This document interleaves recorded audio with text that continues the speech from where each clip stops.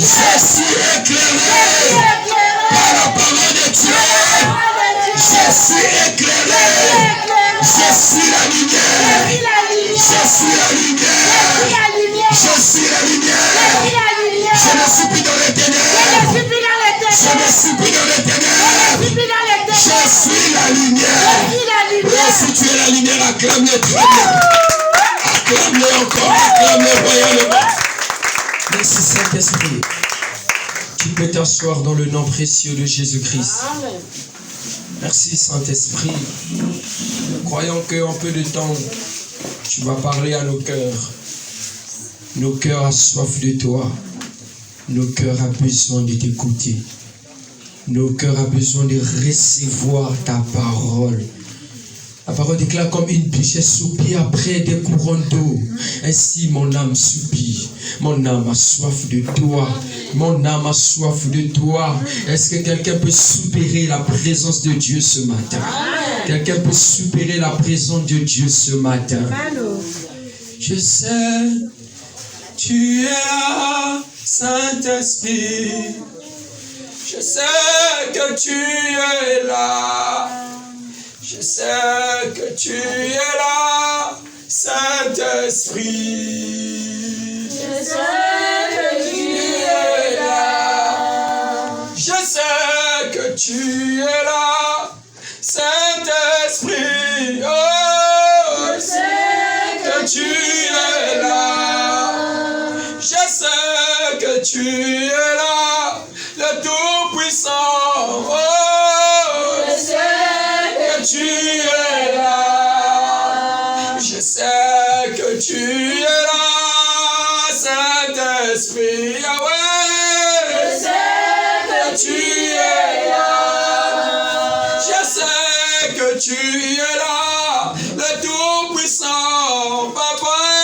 Je sais que tu es là. Mon âme te bénit. Mon âme te bénit. Mon âme te bénit. Mon âme te bénit. Mon âme te bénit. Yahweh. Car je sais que tu es là. Mon âme te bénit. Mon âme te bénit. Yahweh. Mon âme te bénit. Mon âme te bénit. Mon âme te bénit. Yahweh. Car je sais que tu es là. Quelqu'un peut acclamer ce grand roi. Tu peux acclamer ce grand roi. La parole de gloire porte élevé volonté. Que le roi de gloire fasse son entrée. Qui est ce roi de gloire? L'Éternel fort et puissant. L'Éternel fort et puissant. J'aimerais dire à quelqu'un, il mérite tes acclamations. Il mérite tes louanges. Il mérite tes cris de joie. Il mérite d'être élevé. Il mérite d'être célébré. Est-ce que quelqu'un peut acclamer le roi de gloire? Le roi de gloire. Lorsqu'il entre, les genoux s'abaissent. Lorsqu'il entre, tout le monde s'abaisse. C'est lui le roi de gloire. L'Éternel fort et puissant. L'Éternel fort et puissant. Amen. Amen. Lorsqu'il s'agit d'adorer Jésus, il faut l'adorer très bien. Alléluia. Parce que Dieu peut te montrer qu'il y en a des autres qui se retrouvent dans les hôpitaux, qui se trouvent dans la morgue, dans les morgues. Mais toi, Dieu t'a fait grâce d'être là.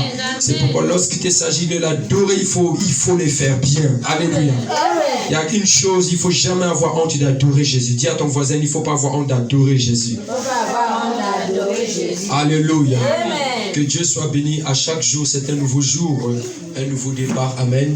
Et Dieu nous fait grâce d'être dans sa présence, de venir dans sa présence, de communier avec lui. Amen.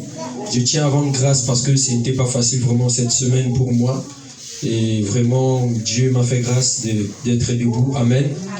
Et j'ai béni le Seigneur pour cela. Amen.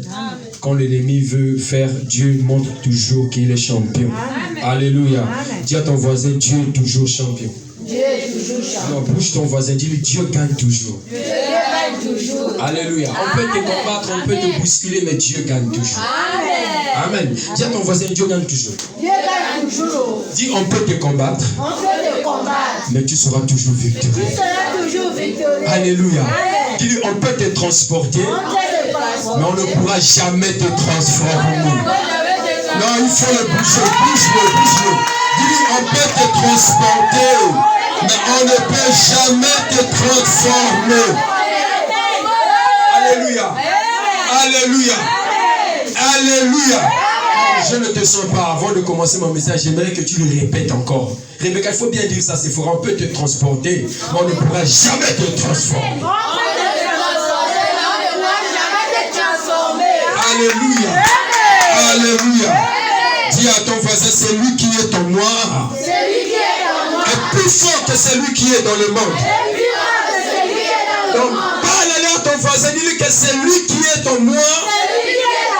Il est plus fort que celui qui est dans le monde.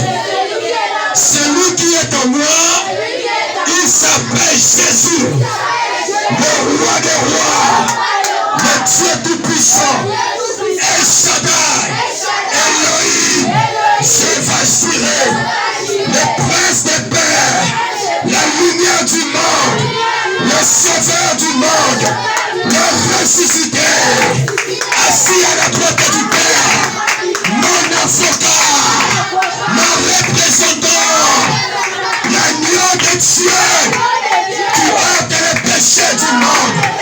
C'est lui Jésus, c'est lui Jésus, c'est lui le roi des rois, c'est lui le roi des rois. Quelqu'un peut pousser le cri de joie pour son roi. Le roi des rois. Alléluia. Que Dieu soit béni. Nous bénissons le Seigneur pour sa grâce. Nous sommes dans notre école du salut. Et Dieu va nous faire grâce aujourd'hui. Nous avons commencé à parler de l'adoption. Mais nous allons d'abord ouvrir la Bible dans le livre de Éphésiens chapitre 1er. Éphésiens chapitre 1er, verset 7. Éphésiens chapitre 1, verset 7. Éphésiens chapitre 1, verset 7. La Bible déclare, en lui, nous avons... Est-ce que tout le monde est là? J'aimerais que tout le monde soit là vraiment, s'il vous plaît. Éphésiens chapitre 1er, verset 7. La Bible dit que en lui, nous avons la rédemption par son sang. La rémission des péchés selon la richesse de sa grâce. Est-ce que tu peux répéter avec moi, selon la richesse de sa grâce? Selon la richesse de sa grâce. Non, j'aimerais que tu le dis encore avec onction, que selon la richesse de sa grâce. Selon la richesse de sa grâce. Alléluia. J'aimerais qu'on reprend le passage biblique tous ensemble. On va lire ensemble. La Bible dit quoi? En lui, nous avons la rédemption par son sang, la rémission des péchés selon la richesse de sa grâce. Colossiens chapitre 1er, verset 12. Colossiens, c'est tout simplement après Philippiens, dans le Nouveau Testament. Colossiens, c'est après Philippiens. Après le livre de Philippiens, nous sommes dans le livre de Colossiens. Colossiens chapitre 1er, verset 12 à 14. Colossiens chapitre 1er, verset 12 à 14. Alléluia. Alléluia. Amen. Colossiens chapitre 1er, verset 12 à 14. Rendez grâce au Père qui vous a rendu capable d'avoir part à l'héritage des saints dans la lumière, qui nous a délivrés de la puissance des ténèbres et nous a transportés dans le royaume du Fils de son amour, en qui nous avons la rédemption, la rémission des péchés. Il est l'image du Dieu invisible, le premier-né de toute la création. Je repense à la Bible, dit quoi?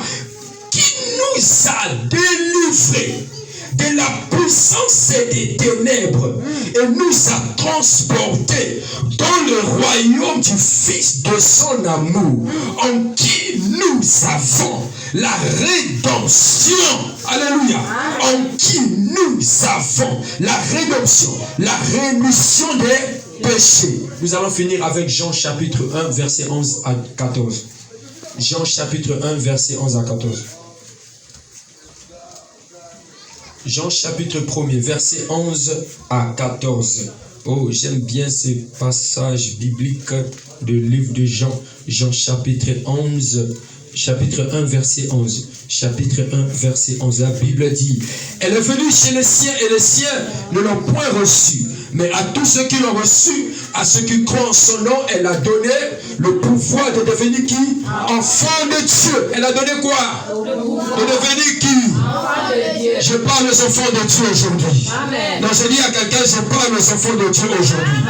Alléluia. Elle a donné le pouvoir de devenir enfant de Dieu, lesquels sont nés nus du sang, ni de la volonté de la chair, ni de la volonté de l'homme, mais de Dieu. Et la parole a été faite chair. Elle habitait parmi nous plein de quoi?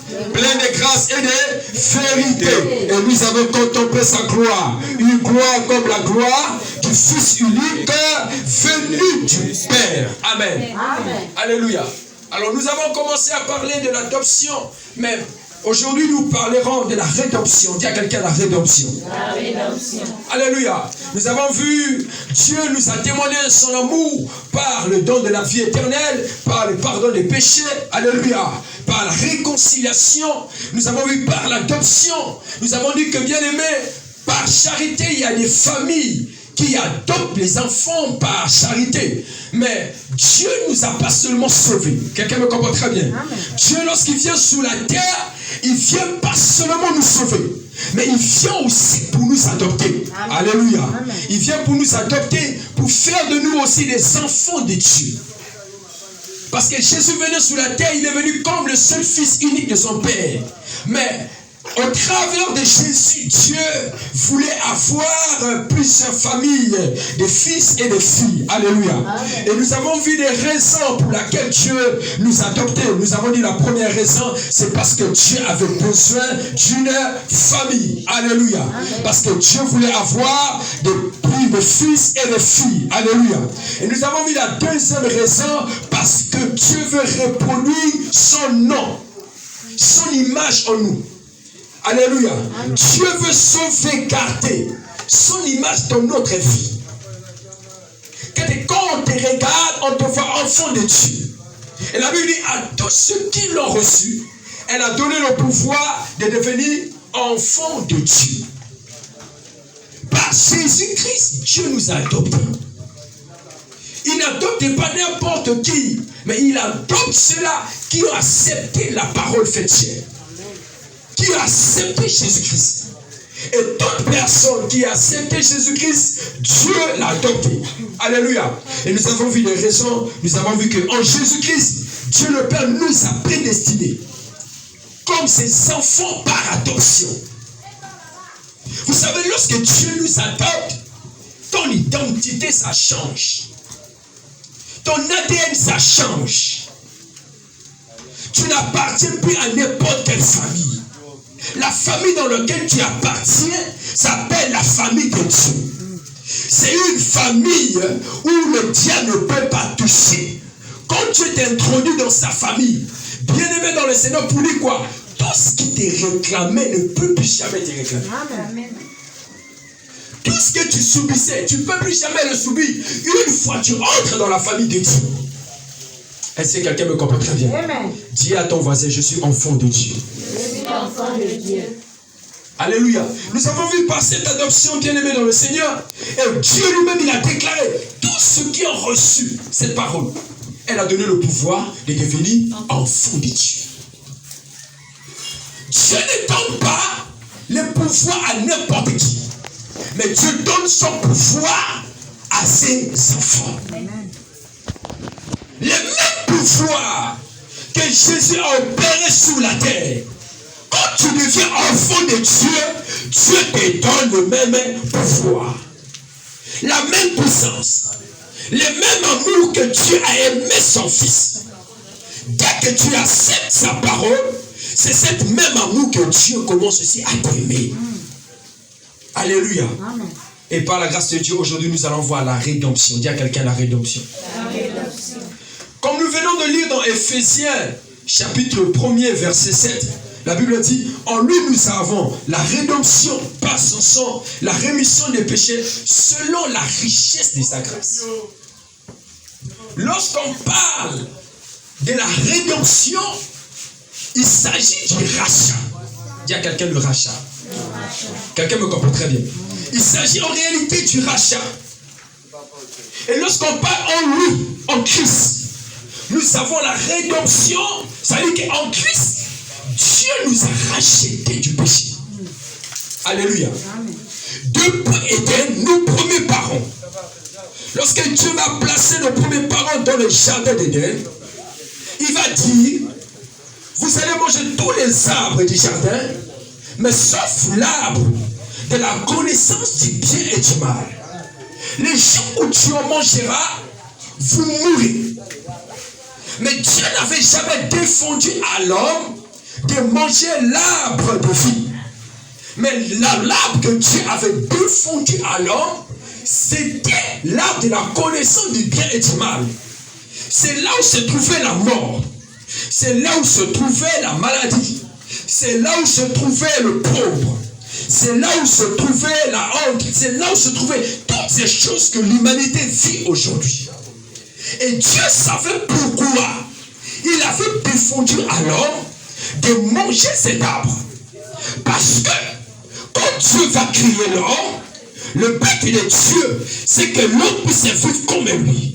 C'est pourquoi il va dire, faisons l'homme à notre image et à notre ressemblance. Et c'est quelqu'un me comprend très bien. Même les anges qui étaient avec Jésus n'ont jamais été à l'image de Dieu. Même lui-même, Satan, qui était l'ange dorénavant avant, il n'a jamais été à l'image de Dieu. Mais là où Dieu a sifflé son nom poussière, il a pris une poussière pour former l'homme. Dieu va créer cet homme avec son image. Et c'est quelqu'un qui me comprend très bien. Il faisons l'homme à notre image et à notre ressemblance. Et c'est quelqu'un qui me comprend très bien. Quand Dieu va créer l'homme à son image, cela ne veut pas dire que quand on voit ton visage, tu as le même visage que Dieu. Non. Cela veut dire quoi? Tout ce qui est de Dieu, la dimension de Dieu, vient maintenant s'habiter dans l'homme. Et c'est quelqu'un qui me comprend très bien. C'est pourquoi quand Dieu crée l'homme, il donne à l'homme toute la confiance. Il dit à l'homme de cultiver, de garder. Parce que Dieu avait totalement confiance à l'homme. Parce qu'il avait vu cet homme-là, il est à mon image. Quelqu'un me comprend très bien. Il a tout pour résister au diable. Et quand Dieu va placer l'homme dans le jardin, l'homme n'avait rien à porter dans le jardin. Tout était déjà dans le jardin. Mais l'homme avait une capacité. Ce n'est pas Dieu qui a donné le nom des animaux. C'est l'homme qui a commencé à donner le nom des créatures. À tel point, il va donner même le nom à sa femme. Quelqu'un me comprend très bien. Cette capacité-là, ça venait parce que Dieu, quand il crée l'homme, l'homme habitait carrément l'intelligence de Dieu.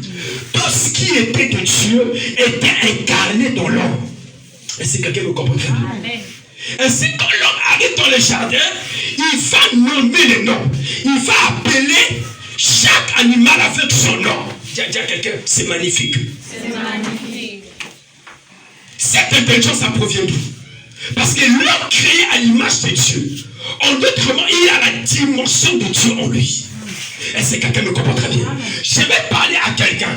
C'est très important, c'est très joyeux de devenir enfant de Dieu. Quand tu deviens enfant de Dieu, tu dois être content de ton identité. Quand tu deviens enfant de Dieu, tu dois être content de ta famille. Parce que la famille que tu appartiens, ce n'est pas n'importe quelle famille. C'est une famille céleste. C'est une famille qui a le contrôle sur ta vie maintenant. C'est une famille qui te produit que le meilleur et non le malheur. Je veux dire à quelqu'un, il faut être fier de devenir enfant de Dieu. Quand tu deviens enfant de Dieu, Dieu te met au même rang que son Fils unique Jésus-Christ. Amen. Alléluia. Amen. Et quand Dieu crée l'homme, il place l'homme dans le jardin. L'homme a fait tout. À tel point l'homme va nommer les animaux. Quelqu'un me comprend très bien. Il va appeler celle-ci, il sera appelé chair de ma chair, os de mes os. Ça, c'est l'homme qui a donné le nom. Mais où devenait cette intelligence? Ça venait de Dieu. Parce que l'homme, créé à l'image de Dieu, avait maintenant la dimension de Dieu. Mais Dieu va donner l'ordre. Tu ne mangeras pas L'arbre de la connaissance du bien et du mal. Parce que moi, je ne veux pas que tu perds mon image. Alléluia. Est-ce que quelqu'un me comprend très bien? Parce que je ne veux pas que tu perds la relation que tu as avec moi. Mais je veux te maintenir. Je veux que tu sois toujours à mon image. Là où il y avait l'arbre de la connaissance du bien et du mal, c'est là où il y avait la mort. Et quand le diable vient, c'est pourquoi vous allez voir, le diable n'est pas venu pour ne pas passer par Adam. Il est passé d'abord par Ève. Parce qu'il savait, l'homme avait toute la dimension.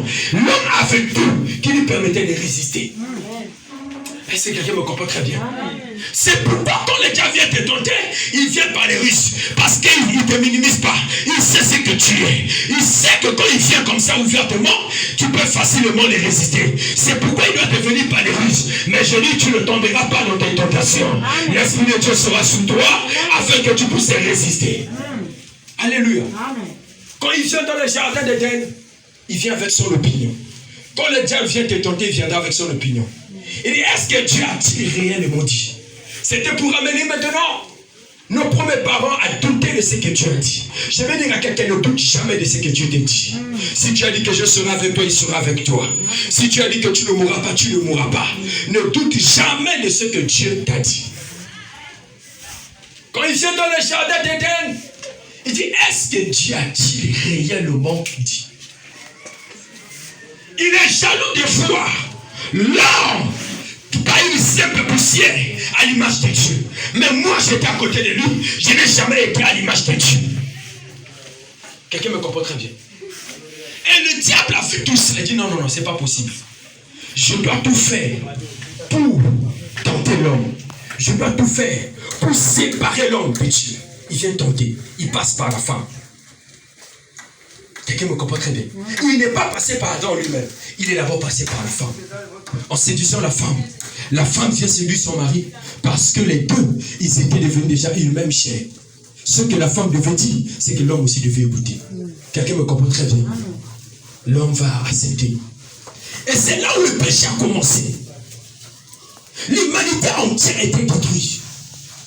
Bien que comprenons l'amour de Dieu pour l'humanité. C'est là où le péché est entré. C'est là où tout est venu. La maladie est venue. Tout est venu.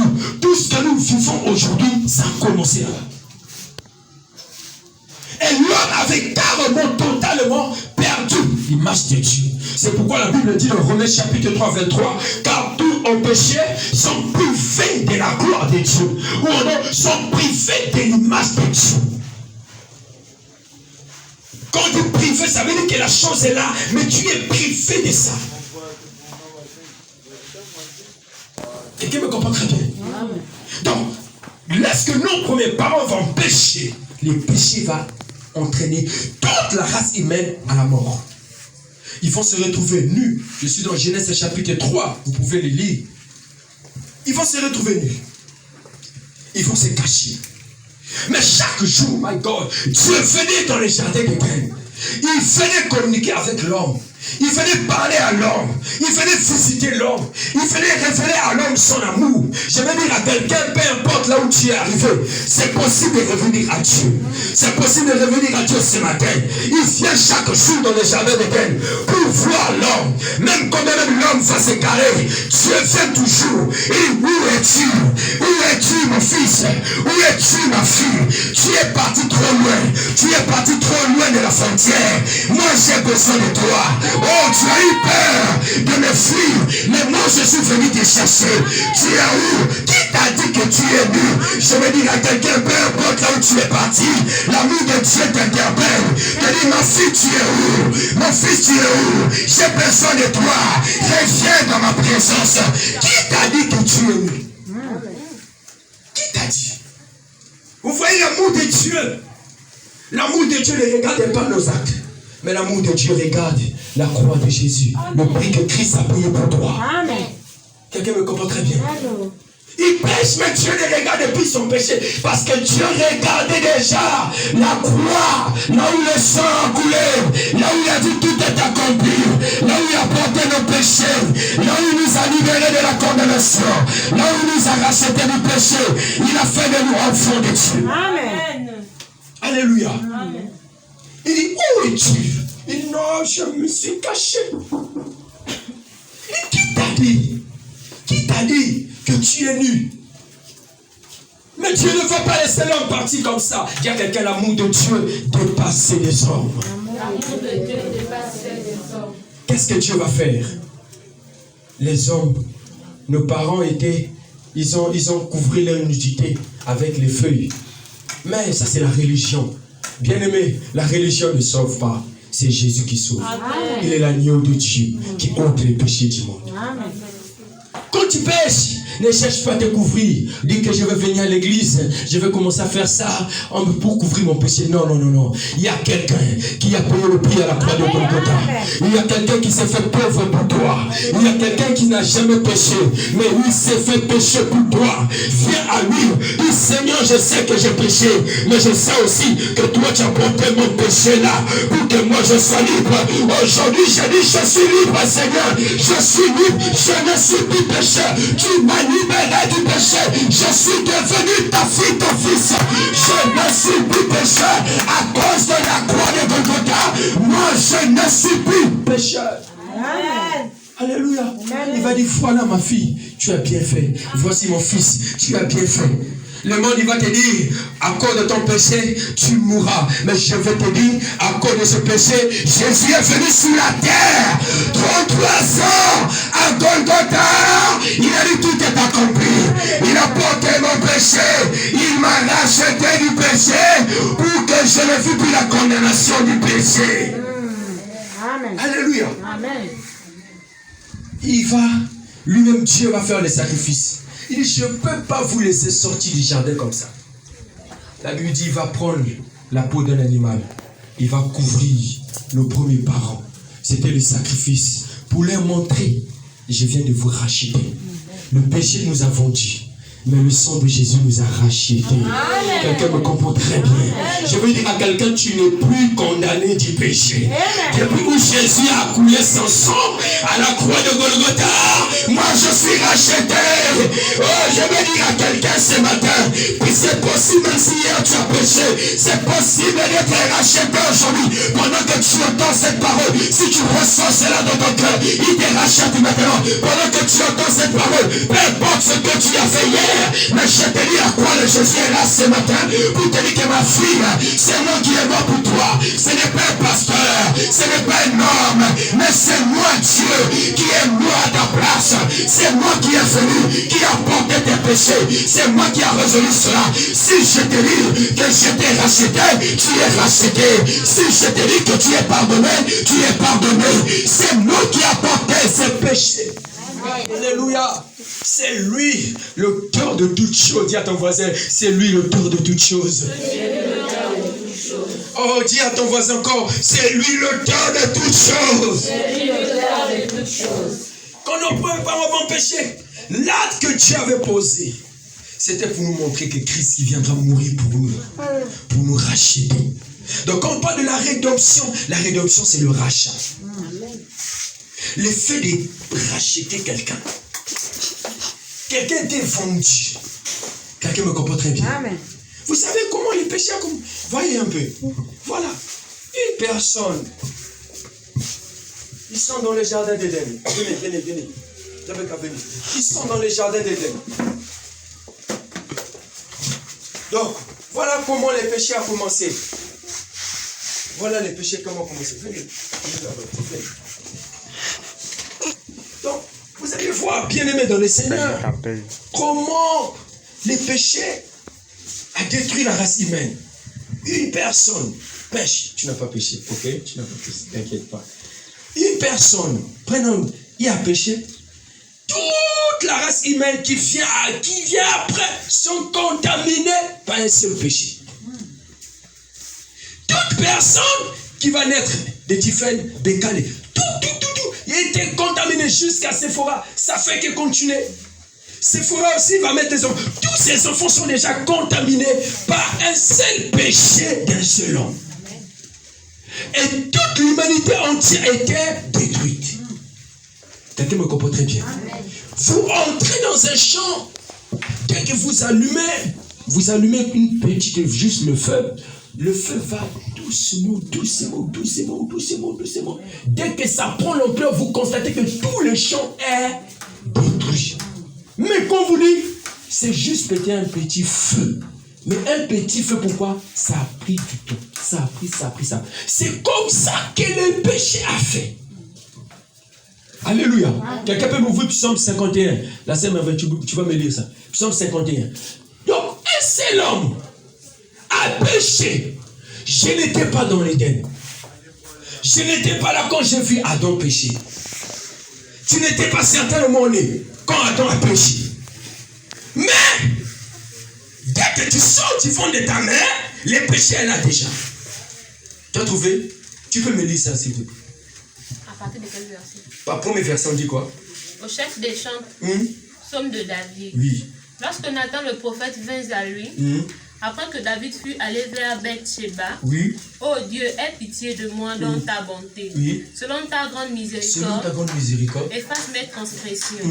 Lave-moi complètement de mon iniquité. Lave-moi complètement de mon iniquité. Et purifie-moi de mon péché. Et purifie-moi de mon péché. Car je reconnais mes transgressions. Car je reconnais mes transgressions.